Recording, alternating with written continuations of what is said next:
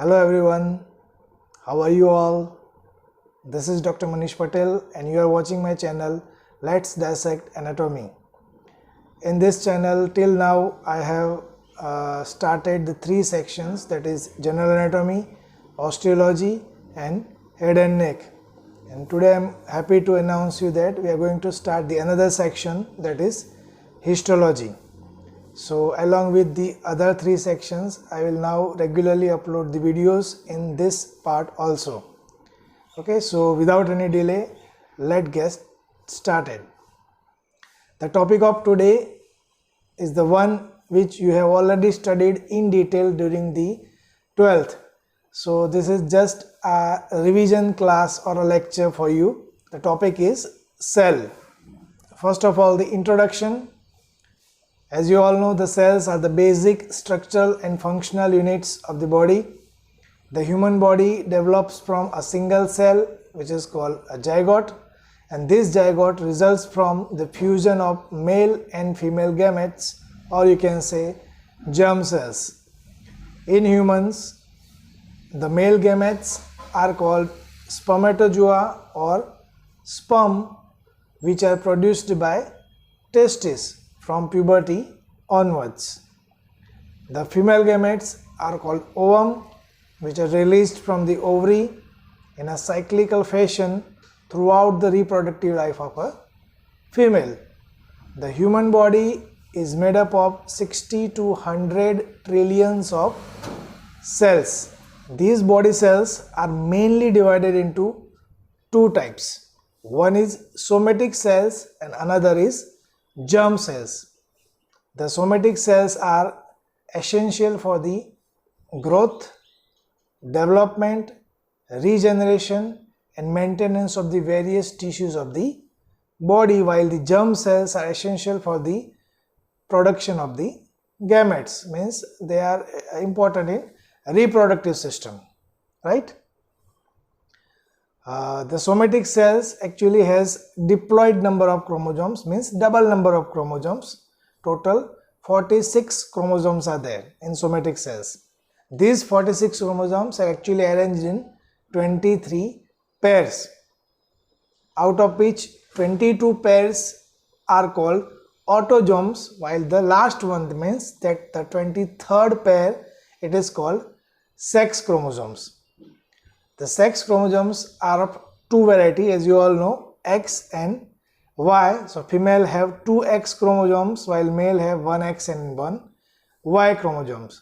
So fundamentally we can say the structure of female chromosome is XX while the male is XY. Okay. Now the germ cells, or you can say the gametes. Here there are only 23 chromosomes. If you remember, there are 23 pairs in case of somatic cells, but here only 23 chromosomes are there. In females, the ovum are of only one type. Each ovum has 22 autosomes and the one X chromosome, so it is 22X pattern, while in male two type of sperms are there, one containing the X chromosome and another containing the Y.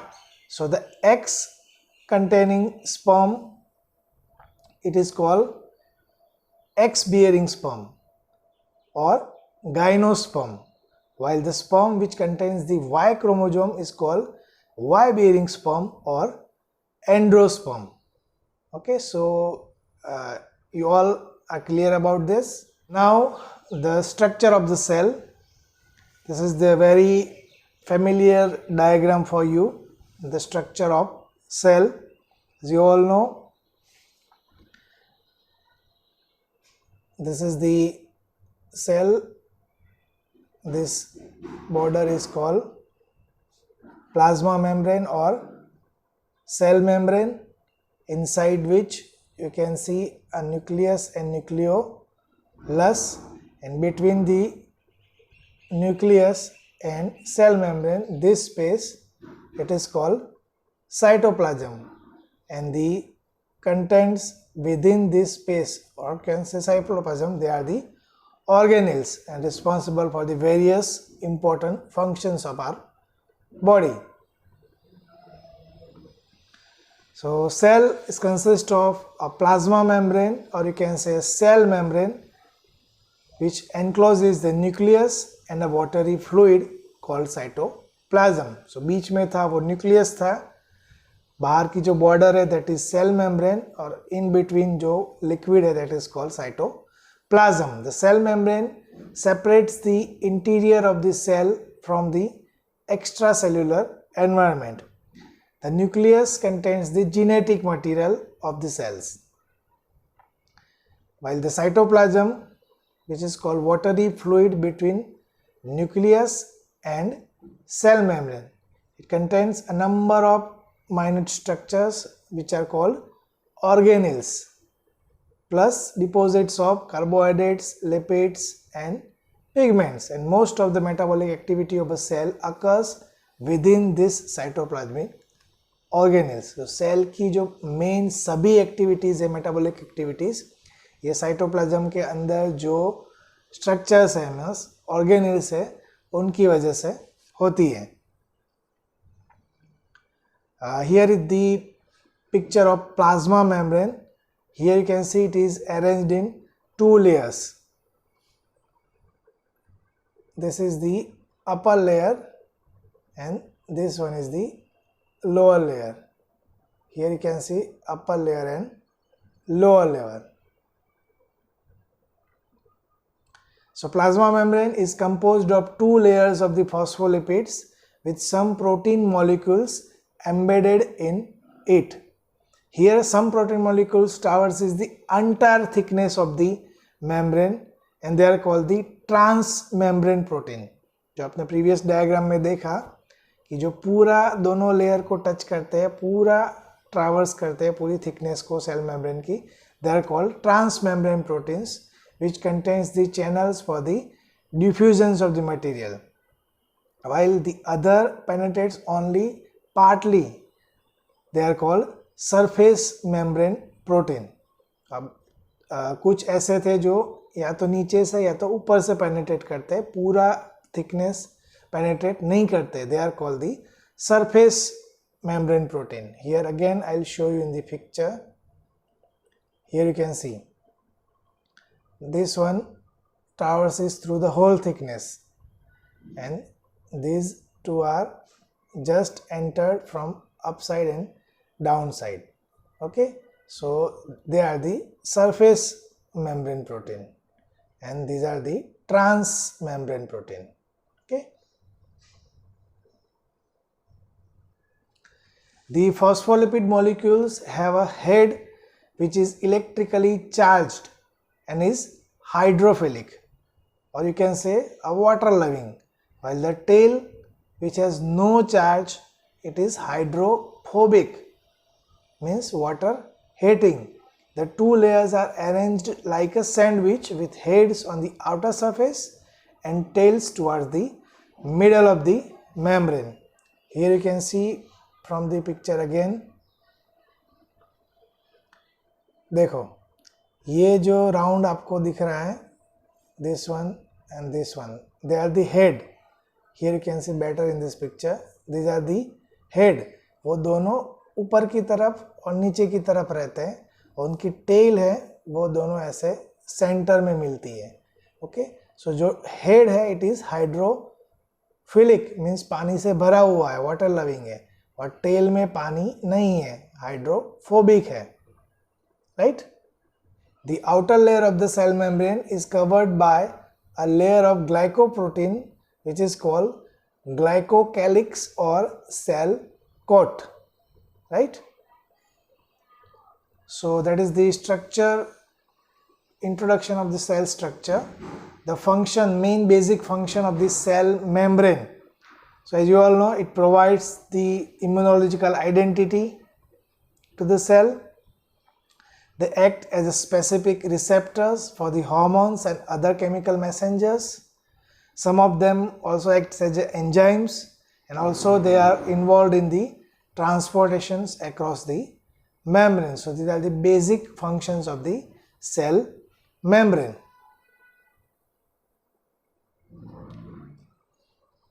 Nucleus, it is a large, generally spheroidal body surrounded by a membrane similar to the plasma membrane. So बीच में आपने जो देखा सा बड़ा सा round, that is the nucleus, उसकी जो border है वो न्यूक्लियर मेम्ब्रेन है.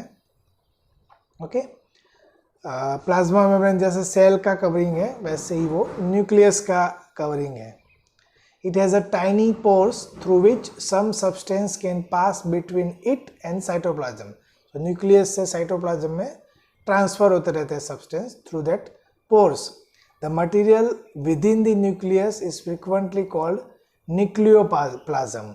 जैसे सेल मेम्ब्रेन के अंदर का जो मटेरियल है वो साइटोप्लाज्म बोलते हैं, वैसे ही न्यूक्लियस के अंदर का जो material that is called nucleoplasm.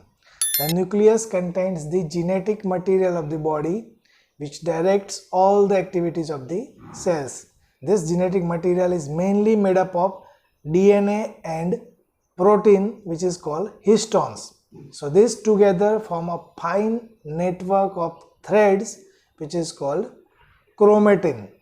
तो ये genetic material chromatin से बना हुआ है and chromatin is made up of DNA and histone. During the cell divisions, this chromatin replicates and becomes chromosome. तो ये जो chromatin है DNA histone का बना हुआ, वो जैसे cell division होता है, that will discuss in subsequent slides, तो उसमें वो replicate हो जाते हैं और chromosomes बनाते हैं. A highly refractile spherical body situated within the nucleus close to the nuclear membrane is called nucleolus. तो जो न्यूक्लियस के अंदर भी छोटा सा राउंड शेप का आपने देखा होगा, spheroidal shape, that is called nucleolus. It is compressed mass of a mixture of RNA granules and proteins. तो आरएनए ग्रेन्यूल्स और प्रोटीन्स का बना हुआ है.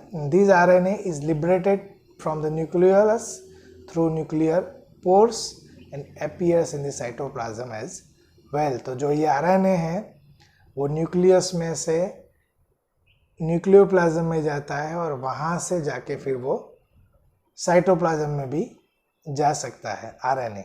Okay, now the cell membrane हो गया, मीन्स बॉर्डर हो गई उसकी, उसका न्यूक्लियस और न्यूक्लियोलस हो गया, और अभी इन बिटवीन वाला पार्ट मीन्स साइटोप्लाज्म. तो उसके अंदर की कंटेंट्स जो आप ऑलरेडी स्टडी कर चुके हैं, just will discuss superficially, will not going into detail. The cytoplasmic organelles, first one is mitochondria. As you all know, it is the powerhouse of the cell. They are the sausage shaped organelles. They are involved in aerobic respiration, the process by which the chemical energy in the form of ATP is made available to the cell. जो ATP generate होता है वो ये aerobic respiration जो होता है mitochondria में, उसकी वजह से होता है. Metabolically active cells such as muscle cells, liver cells, they have the large numbers of mitochondria because they use energy at the high rate. ठीक है, so muscles और liver cells में बहुत ही ज़्यादा एनर्जी का यूज होता है, तो एनर्जी बहुत हाई रेट में यूज होती है, तो मेनली माइटोकॉन्ड्रिया वहाँ पे ज़्यादा होते हैं. The second content is the ribosomes. They are tiny electrons, electron dense granules, बहुत छोटे छोटे इलेक्ट्रॉन से बने हुए granules हैं. They are composed of RNA and proteins, RNA और प्रोटीन से बने हुए हैं. And they are found in nucleus as well as nucleolus, and they synthesize protein from the amino acids. See, I am taking only the important 4 or 5 lines from these all organelles. Okay, so you need not to study the whole detail about each organelles. This is already you have studied in 12th. So this is just a revision class, as I have said previously. The next one is endoplasmic reticulum. It's a series of interconnecting membranous canals, and it is of two types: smooth and rough endoplasmic reticulum, SER and RER. SER is actually devoid of ribosome granules and they synthesize the lipids, glycogens, steroid hormones, and is associated with the detoxification of the drugs, while the RER means rough endoplasmic reticulum is studded with ribosomes, and it is the site of the protein synthesis. Okay, so smooth में lipid, glycogen और steroid hormones का synthesis होता है और drug का detoxification होता है, while rough endoplasmic reticulum में प्रोटीन का सिंथेसिस होता है. The next one is Golgi apparatus. It is composed of stacks of closely folded flattened membranous sacs. छोटी छोटी मेम्ब्रेन की सैक है, उससे बना हुआ है Golgi apparatus. It is the site of processing and packaging of proteins, which is synthesized by rough endoplasmic reticulum. From the RER, protein goes to the Golgi apparatus, where they are first processed and then packed into the small membrane-bound vesicles. They are called secretory granules. मतलब जो RER में से protein synthesise होके आया, उसको process करके pack करके एक वेसिकल जैसा बना देते हैं, and it is called secretory granules. The next one is lysosomes. These are the membrane bound vesicles. ये भी secretory granules के जैसे ही membrane bound vesicles है, which contains a large variety of hydrolytic enzymes whose main function is intracytoplasmic digestion का काम है उनका. They are involved in digestion of the waste as well as harmful materials of the cell taken into the cells from the environment. बाहर से जो harmful material आया है उसको digest करने का काम करते हैं. Okay. Then the centrioles. Each cell capable of division contains two centrioles close to nuclear membrane. Nuclear membrane के बाजू में ही दो centrioles होते हैं. The dense region of the centriole ऐसे होते हैं, ऐसे करके फिर दोनों में ऐसे होता है. जो उसमें ये जो vertical part है, dense part है, that dense region of cytoplasm containing centriole is called centrosome. तो centriole का जो dense region है उसको कहते हैं centrosome. And during the cell division, two centrioles divides to forms the two new centrioles. ये centrioles जब division होता है cell का, तो वो divide होके दूसरे centrioles बनाते हैं. The next one is microfilaments and macrotubules. So microfilaments are the tiny strands of proteins that provide the structural supports to the cell and they maintain its characteristic shape. तो वो structural support provide करते हैं, जैसे skeletal हमारी body को पूरा support और framework provide करता है, same shape provide करता है, वैसे ही microfilament cell को देते हैं, करते हैं. Microtubules are the tiny tubular structures made up of proteins. They are also made up of proteins and they are involved in the intracellular transports of the organelles of the cells and movements of the cell and cilia. Transport और movement के लिए responsible है microtubules. So you don't get confused between filaments and tubules. Okay, so that's it about the cell structure in brief. Now the important topic, that is cell division. Here we will going to discuss the two types of cell division. One is mitosis and one is meiosis. They both can be asked as a 5-mark short note. Okay, so first we will start with the mitosis. So here this type of cell division occurs in the somatic cells. The mitotic cell division is a process whereby one cell divides into two daughter cells, but they are genetically identical to the parent cells. जो mother cells है, parent cell है, उसके जैसे ही same genetic material में दो parent daughter cells में divide होते हैं.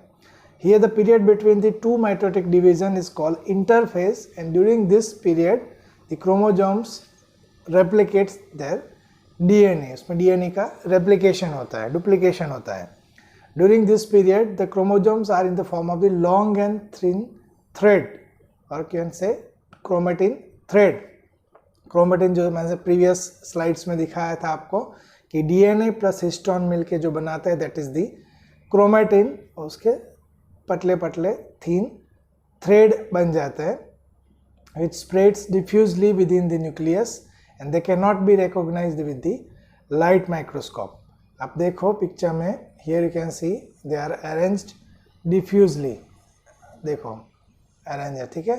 This is the early interphase, और ये वाला जो है this is the late interphase. इसमें क्या हुआ है, थोड़ा सा डिफ्यूजली रेंडमली थे जो, उससे थोड़ा सा अरेंजमेंट हुआ है बिकॉज ऑफ डीएनए रेप्लिकेशन। उसमें डीएनए उसका डुप्लीकेट हो चुका है, रेप्लिकेट हो चुका है, ठीक है। So now the picture that will show all the phases, stages of the mitosis, and this is the same picture you have to draw during writing the short note. Okay, you just need to draw all the stages with their name and labeling. You need not to write the writing part that I have shown you in this picture. We will write it in subsequent slides. Okay, so first we'll start with the prophase, the first phase. Here the chromosomes with two identical chromatids are there, and chromatids are not recognized. आप देख रहे हो picture में कि दो chromatid है, यहाँ पे देखो ये दो के पैर है, ठीक है, और एक दूसरे से जुड़े हुए हैं, तो आइडेंटिकल नहीं है, सेपरेट नहीं है कि हम लाइट माइक्रोस्कोप में उसको क्लियरली आइडेंटिफाई कर सके, देख सके। Here you can C the centriole, आपको सेंट्रियोल दिख रहा है, फिर ये न्यूक्लियर मेम्ब्रेन है, और जो क्रोमेटिड एक दूसरे के साथ जुड़े हुए बीच में जो है दैट इज दी सेंट्रोमियर, ठीक है। Then second phase is prometaphase. Here the centrioles moves to the opposite pole. यहाँ देखो आप, अपोजिट पोल में मूव हो रहे हैं। द क्रोमेटिड बिकम्स रिकॉग्नाइजेबल, जैसे चिपके हुए थे एक दूसरे फर्स्ट पिक्चर में, अभी वो सेपरेट होने लगे। देखो आप पिक्चर में देख लो प्रोमेटाफेज वाले में, so they are now clearly identical, means recognisable. This is the prometaphase. Then comes the metaphase. Here the nuclear membrane disappear. जो ये न्यूक्लियर मेम्ब्रेन था ये वाला, वो यहाँ पे देखो आप डॉटेड लाइन बन गई है, डिसअपीयर हो गया है, स्पिंडल फाइबर्स बन गए हैं। The chromosomes line up on the equator, ऐसे इक्वेटर की डायरेक्शन में वो अरेंज हो गए हैं, and are attached to the spindle fibres, ठीक है। So this is the metaphase. Now the next stage that is the anaphase. Here the centromere splits, जो ऐसे चार थे ऐसे करके, और यहाँ सेंट्रोमियर था, यहाँ से सेंट्रोमियर स्प्लिट हो गया, देखो हर एक में सेंट्रोमियर स्प्लिट हो गया, तो ये पार्ट अलग हो गया, ये पार्ट अलग हो गया, ठीक है। The chromatid becomes the daughter cells. जो क्रोमेटिड थे वो छोटे छोटे डॉटर सेल्स में कन्वर्ट हो गए, and one daughter chromosomes of each pair moves to the either pole. ऊपर वाला ऊपर की तरफ जा रहा है, नीचे वाला डॉटर क्रोमोसोम नीचे की तरफ जा रहा है, मतलब दोनों अपोजिट डायरेक्शन में, अपर एंड लोअर पोल की डायरेक्शन में मूव हो रहे हैं। In next telophase the nuclear membrane reforms. जो न्यूक्लियर मेम्ब्रेन प्रोफेज में था, फिर मेटाफेज में डिसअपीयर हो गया था, एनाफेज में भी डिसअपीयर था, वो टेलोफेज में again it will reappear, but कहाँ पे, तो ये जो पूरा ऊपर वाला ग्रुप बन गया अलग, और ये नीचे वाला ग्रुप अलग बन गया, उनके अराउंड फिर से रीअपीयर हो जाता है। And appearance of the cleavage furrow in the cell, तो सेल में यहाँ से फिर क्लीवेज डेवलप हो जाता है, सेपरेट होना स्टार्ट हो जाता है, और by the process of cytokinesis they separates and forms the two daughter cells which are identical to the mother cells. If you remember the first interphase picture, same ऐसा ही दिख रहा था ना इंटरफेज वाला, तो फिर से ये दो डॉटर सेल्स बन जाते हैं with the same genetic information as mother cells. So this is the stages of mitosis. Now we'll discuss in written part the prophase. अभी आपको वो जो previous slide की images है वो imagine करना है और इसको पढ़ना है. In this stage the nucleolus disappear. Nucleolus चला गया. The chromosomes becomes coiled. They condensed, shortens and thickens, and each chromosomes now consist of two parallel subunits called chromatids. So first वाले पिक्चर में जैसे वो एक दूसरे से चिपके हुए threads बन गए थे पतले से, that is chromatids, which remains joined to each other at a narrow common region called centromere. Centromere से दूसरे के साथ जुड़े हुए थे. But the chromatids can't be recognized. चिपके हुए हैं, सेपरेट नहीं है, क्लियरली आइडेंटिफाई नहीं कर सकते उसको. The next one prometaphase. In this stage the chromatid becomes identical, means distinguishable. थोड़े से ऐसे सेपरेट हो गए थे इफ यू रिमेंबर, तो उसको हम रिकॉग्नाइज कर सकते हैं. फिर आया metaphase. In this stage the nuclear membrane breaks. जो न्यूक्लियर मेम्ब्रेन था वो ब्रेक हो गया, डॉटेड लाइन बन गई थी ना, फिर वो स्पिंडल फाइबर्स बन जाता है. And the double structured chromosomes line up in the equatorial plane of the spindle. ऐसे इक्वेटोरियल प्लेन में सब अरेंज हो गए थे, स्पिंडल फाइबर्स के साथ अटैच थे. And they get attached to the microtubules of the spindle extending between two centrioles, one at each pole. दोनों पोल की तरफ अटैच हो जाते हैं, एक्सटेंड हो जाते हैं. The next one is anaphase. In this stage the centromere of each chromosome splits and two chromatids are separated from each other. They now call the daughter chromosome. आपको डायग्राम याद हो तो उसमें था ऐसे, पहले था ये वाला, स्प्लिट हो गया बीच में से, तो इतना पार्ट ऊपर चला गया, इतना पार्ट ऊपर चला गया, ये पार्ट नीचे चला गया, ये पार्ट नीचे चला गया, मीन्स ऐसे करके वो डॉटर सेल्स में कन्वर्ट हो गए. तो ये चीज़ याद रखना कि माइटोसिस के एनाफेज में सेंट्रोमियर स्प्लिट्स होके डॉटर सेल सेपरेट हो जाते हैं, और वो भी स्पेसिफिक डायरेक्शन में, एक अपर पोल में जाता है, दूसरा लोअर पोल में जाता है. तो ये मेन डिफरेंस है between mitosis and meiosis. Meiosis में एनाफेज में स्प्लिटिंग नहीं होगा, पूरा होल क्रोमेटिड है वो एक डायरेक्शन में मूव करेगा, और वो भी स्पेसिफिक डायरेक्शन नहीं होगी, रेंडमली मूव करेंगे वो लोग. तो ये डिफरेंस रहेगा, that will discuss during meiosis. Here the spindle fibres attached to the centromeres of the chromosomes contracts and pull the daughter chromosomes towards the pole, and due to the pull the daughter chromosomes become V shaped. एक ऊपर जाएगा ऐसे, एक जाएगा ऐसे, दोनों ऐसे करके V shape में जाएंगे. Their arms trailing as they move towards the pole. The next one is the telophase. In this stage the separated chromatids are migrated to the opposite pole of the spindle. जो चार separate होके ऊपर वाले ऊपर चले गए, नीचे वाले नीचे चले गए, और अलग से अपना ग्रुप बना दिया.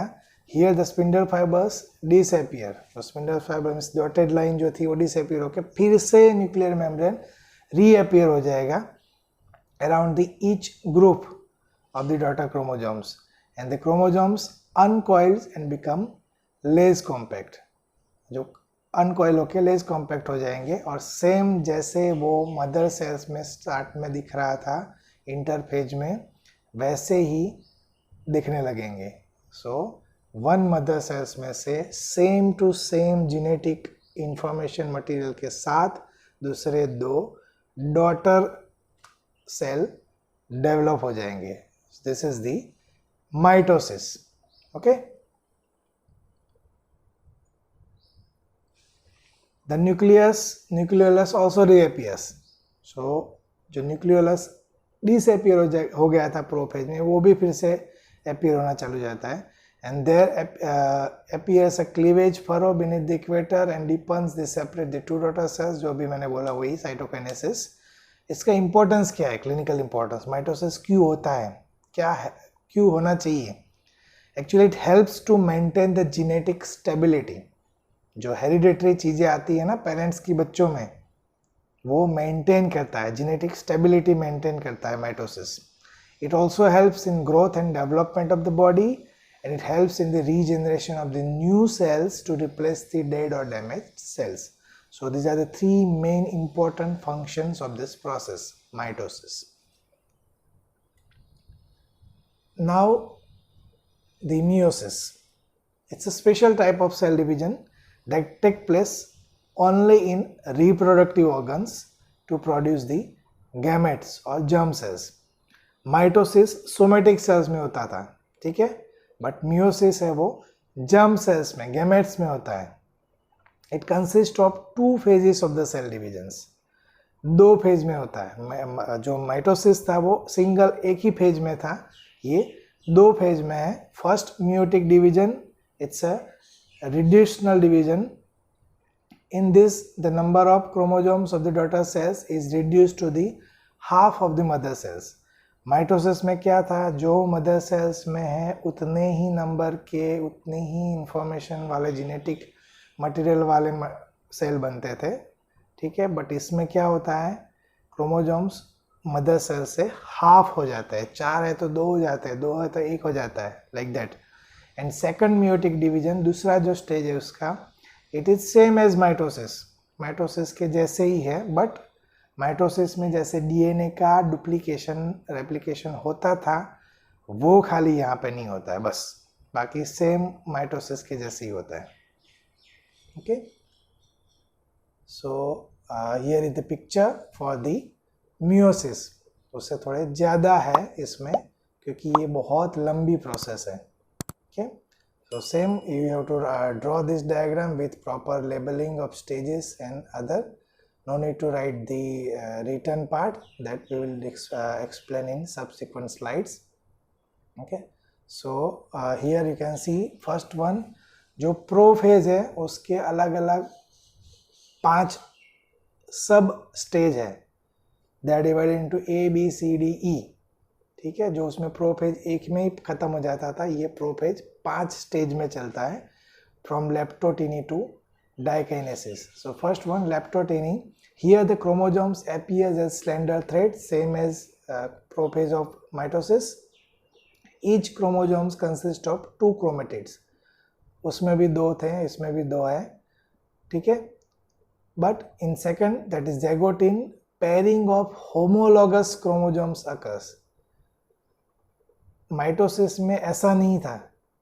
If you notice colour coding, यहाँ रेड रेड ब्लू ब्लू साथ में पैर बना रहे हैं, माइटोसिस में रेड ब्लू का पैर था, ठीक है। तो होमोलॉगस, जो सेम एक दूसरे के जैसे हैं, लेंथ वाइज इसमें पैरिंग होती है, छोटे छोटे एक दूसरे के साथ पैर बना देते हैं, बड़े बड़े उसके एक दूसरे के साथ पैर बना देते हैं।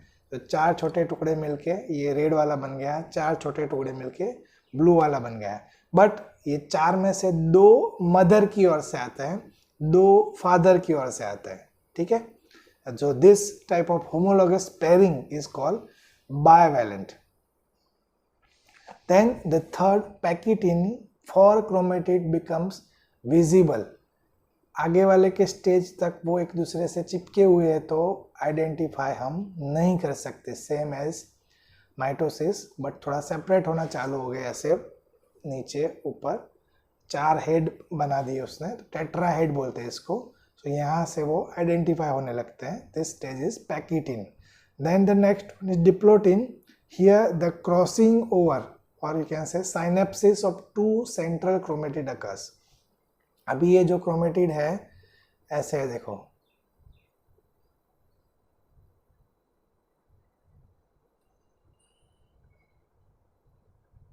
ठीक है। तो ये बाहर वाले जो है ये, और ये उसको पेरिफिलर क्रोमेटिड बोलते हैं, और जो अंदर वाले जो है ये वाला और ये वाला, इसको सेंट्रल क्रोमेटिड बोलते हैं।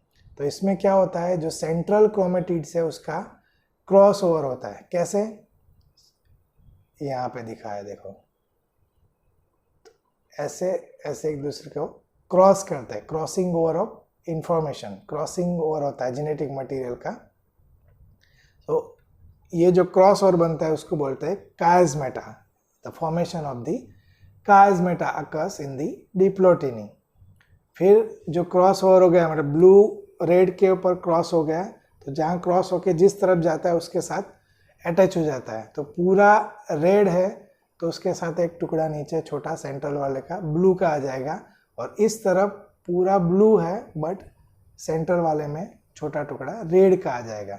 So here chromosomes after the genetic exchange migrates towards the nuclear membrane. तो जेनेटिक एक्सचेंज हो गया, क्रॉसिंग हो गया, कायस्मेटा हो गया, फिर वो क्या करेंगे, जैसे उसमें मेटाफेज में क्या करते थे, न्यूक्लियर मेम्ब्रेन की तरफ मूव होने लगते थे टुवर्ड्स न्यूक्लियर इक्वेटोरियल प्लेन में, याद है तो आपको, ठीक है, वैसा स्टार्ट हो जाएगा। तो ये पूरा हो गया प्रोफेज। अभी सेकंड जो मेटाफेज था उसमें, इसमें भी मेटाफेज आएगा। So here the formation of the spindles, homologous chromosomes get arranged in the equatorial plane, equatorial plane में अरेंज हो जाएंगे। Then the anaphase, if you remember मैंने बोला था आपको difference between anaphase of mitosis and meiosis. If you don't remember, go back, rewind the video. I have told that the splitting is not present in meiosis जो mitosis में होती है, और उसमें स्पेसिफिक डायरेक्शन में अपर और लोअर पोल में move होते थे, इसमें रैंडमली मूव होते हैं, वो मेन डिफरेंस है, ठीक है। Here the one entire chromosome migrates to the opposite side, means there is no splitting of chromosomes। बीच में स्प्लिट होके जो अपर लोअर पोल में जाते थे माइटोसिस में, ऐसा नहीं होता, entire chromosomes ऐसे मूव होता है, ठीक है, the main difference। then telophase, here telophase में उसमें क्या था, एक फरो बन जाता था, दो डॉटर सेल्स अलग, मतलब ग्रुप दो अलग हो जाते थे, ठीक है, उसके आजू बाजू में फिर से न्यूक्लियर मेम्ब्रेन रीअपियर हो जाता था।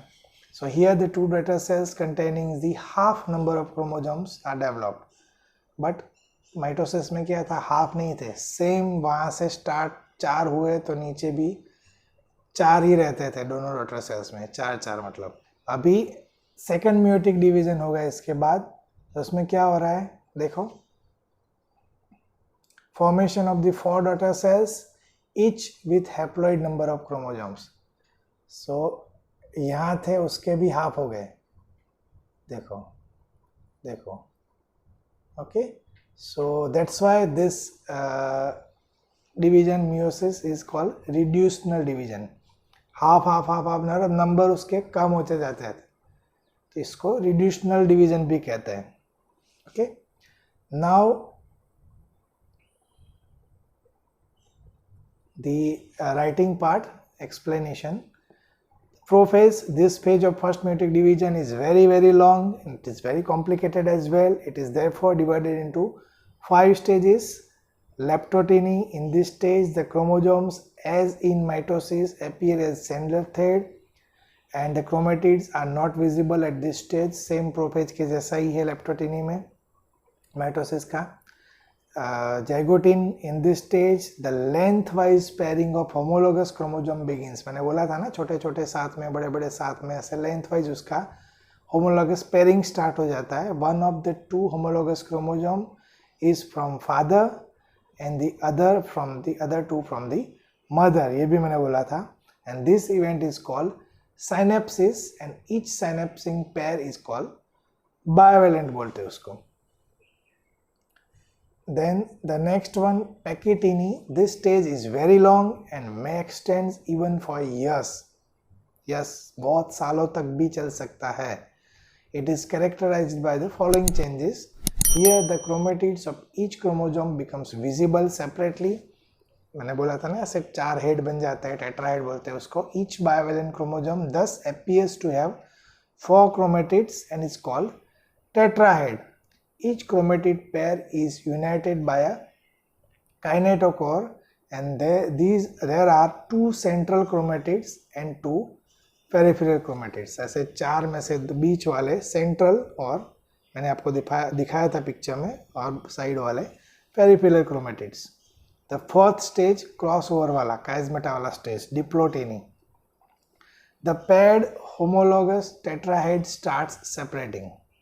The two central chromatid of tetrahede coil over each other so that they cross at a number of points. This is called crossing over, and due to this crossing over, the central chromatid presents a cross-like configuration. ऐसे cross जैसी configuration बन गई, that is called chiasmata. Now the central chromatid breaks at the point of crossing over and unite to the opposite chromatid. Blue वाला red और red वाला blue में attach हो गया था, वही बात है. This results in the exchange of genetic material between the chromatids. तो इसका इसमें genetic material exchange हो गया. The fifth stage of the prophase, diakinesis. Here the chromosomes becomes more contracted and migrates towards the nuclear membrane, and at the end of the prophase the nuclear membrane disappear. nuclear membrane जैसे वहाँ पे भी disappear हो गया था प्रोमेटापेज के बाद, यहाँ पे भी disappear हो जाता है और dotted line means spindle fibers बन जाते हैं. फिर आ गया metaphase. Here the homologous pairs of chromosomes becomes arranged in the equatorial plane of the spindle. Arrange हो जाएंगे. एनाफेज में the homologous chromosomes migrate to the opposite pole of the spindle, but unlike mitosis the chromosomes moves randomly. उसमें upper और lower pole में specific direction में जाते थे, इसमें रैंडमली जा रहे हैं. The shorter chromosomes moves earlier than longer chromosomes. The telophase जो है उसमें nuclear membrane is formed around the polarised group. उसमें भी क्लीवेज होके सेपरेट हो गए थे जैसे दो सेल, इसमें भी यही चीज़ होती है. न्यूक्लियर मेम्ब्रेन फिर से रीअपियर हो जाता है and the cell membrane constricts and two daughter cells are formed, but the chromosome number is half. Then second meiotic division, it is essentially similar to the mitosis, but the DNA replication doesn't occur here. By second meiotic division, the two daughter cells of the first meiotic division forms the four daughter cells, each with half number of chromosomes. ठीक है, उसके भी मैं आपने देखा था जैसे single पट्टी जैसा बन गया था, 1 2 3 4. तो उसके भी हाफ हो जाते हैं. तो हाफ थे, उसके हाफ हो गए फर्स्ट में, और सेकेंड में उसके भी हाफ हो गए, मतलब रिड्यूस होने लगा. That's why the meiosis is also called the reducible division. Clinical importance of the meiosis क्या है? तो it helps in the sexual reproduction and thus maintaining the chromosome numbers for the species. Genetic variations भी इसकी वजह से ही होता है. Because of the random assortment of the paternal and maternal chromosomes, the exchange of genetic materials during crossing overs in the meiosis, the daughter cells have a new genetic configurations. This causes the individual variation within the species.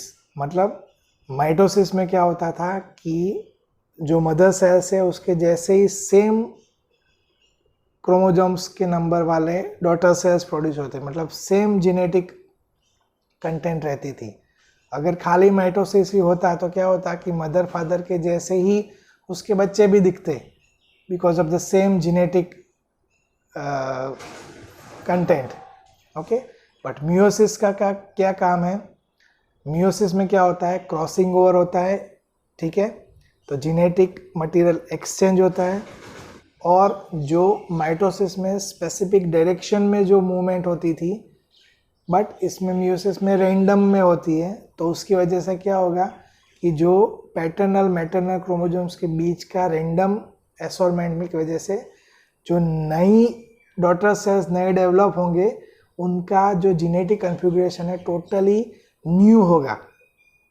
तो mitosis की वजह से mother father के parents के थोड़े बहुत genetic information transfer होके उनके कुछ, जैसे आप देखते हैं ना मदर फादर के कुछ चीज़ें थोड़ा बहुत, या आईज आती है, नोज़ आता है, ईयर आता है, थोड़ा बहुत फेस आता है, थोड़ा बहुत वो जेनेटिक इन्फॉर्मेशन ट्रांसफ़र की वजह से आती है, वो माइटोसिस की वजह से. बट मदर फादर के जैसे ही सेम बच्चे दिखते हैं? नहीं दिखते हैं। क्यों? Because of this crossing over, meiosis. Same कहाँ दिखते हैं? खाली मूवी में दिखते हैं, ठीक है। बाकी मदर फादर के जैसे सेम बच्चे नहीं दिखते, उनका जेनेटिक मटेरियल ही ट्रांसफर होता है। So both are important, mitosis and meiosis. Okay, so that's it about the meiosis. Now just briefing, or you can say difference between mitosis and meiosis. So as you all know, it occurs, mitosis occurs in somatic cells and meiosis in germ cells. The mitosis completes in only one sequence, in one phase, while meiosis occurs in two phases. The mitosis have containing the same number of chromosomes as in mother cells, but in meiosis they becomes half. The daughter cells are identical to the mother cells in mitosis, but they are non-identical in meiosis because of that crossing over and random assortment. Crossing over of chromatid does not take place in mitosis, means no exchange, while it is occurs in meiosis. And mitosis is an equatorial division, while meiosis is a reductional division. Okay, so that's it about the cell structure and cell division.